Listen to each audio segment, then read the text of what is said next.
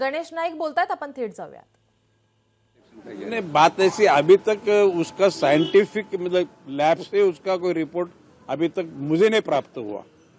अभी आज मैंने उस बारे में इंफॉर्मेशन देने के लिए वरिष्ठ अधिकारियों को चंद्रपुर में बुलाया है, लेकिन जो मुझे खबर मिली वो ये है कि मुर्गी के खाद्य से ये बीमारी उनको हुई है और इसलिए मुर्गी का खाद्य देना बंद किया है। और वो जिस प्राणी संग्रहालय में ये घटना हुई है वो टेम्पररी उसको बंद किया गया है।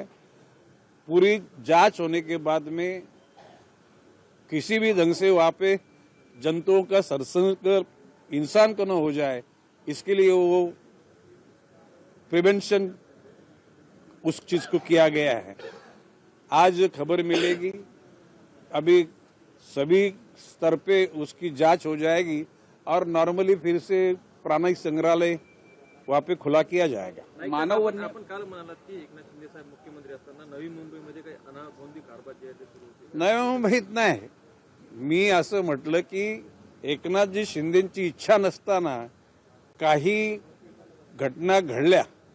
उदाहरणार्थ आमच्या नवी मुंबईमध्ये MIDC मध्ये सर्व्हिस रोडला जे अतिशय घातक असे भूखंड दिले गेले आणि एकनाथ शिंदेजींनी सुद्धा त्या गोष्टीचा निषेध व्यक्त केला आणि त्यांनी आदेशित केलं गेलं की हे भूखंड त्या लोकांना दुसरीकडे द्या आणि त्या हा संपूर्ण सर्व्हिस रोडच्या बाजूच्या ज्या सगळ्या जागा दिल्या त्या रद्द करा। म्हणजे एकनाथजी शिंदेंच्या निदर्शनात आल्यानंतर त्यांनी त्या गोष्टीवर कारवाई करण्याचे निर्देश दिले आणि आता भविष्य काळामध्ये त्या सर्व दिलेल्या निर्देशाची एकूण कार्यवाही होईल असा माझा विश्वास आहे।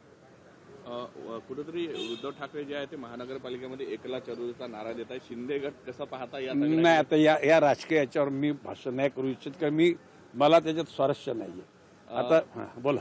मानव आणि वन्यजीव संघर्षाच्या घटना वाढत आहे। करंट देऊन 2 वाघांचा मृत्यू झाल्याच्या भंडाऱ्यातच 2 घटना घडल्या आणि गेल्या 2 वर्षात भरपूर घटना घडलेल्या आहे। अशा नाही, बाब अशी आहे की ते ज्या घटकांनी ह्या गोष्टी केल्या त्या घटकांना निश्चितपणे प्राण्यांचं सुद्धा जीवन जगण्याचा अधिकार आहे हे त्या गोष्टी त्यांना माहीत नाहीत। शेवटी कधी कधी आपण वनामध्ये अतिक्रमण केल्यानंतर त्यांची जागा आपण व्याप्त केल्यानंतर अशा घटना घडतात, परंतु काही काही ठिकाणी वनामध्ये लोकांच्या शेती होते, त्या शेती सुद्धा ग्रहण करून त्याचा मोबदला त्यांना द्यावा किंवा काही गावं आपण अभयारण्यामध्ये उठवली, त्यांना त्याचं स्थलांतरण केलं गेलं।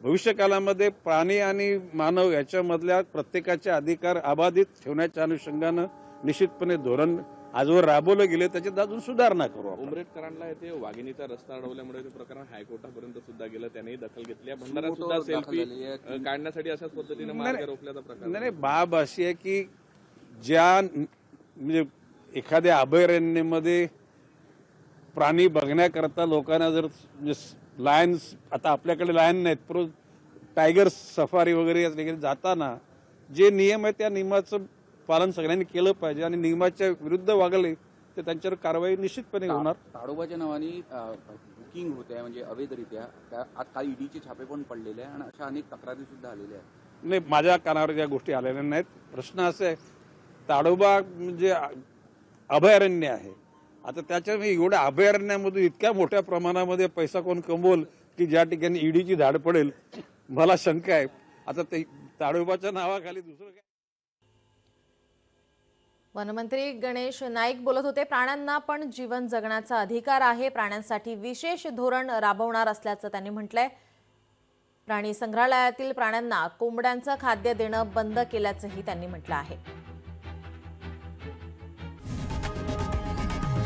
लोकशाही मराठी ऐका, पहा, जागरूक रहा।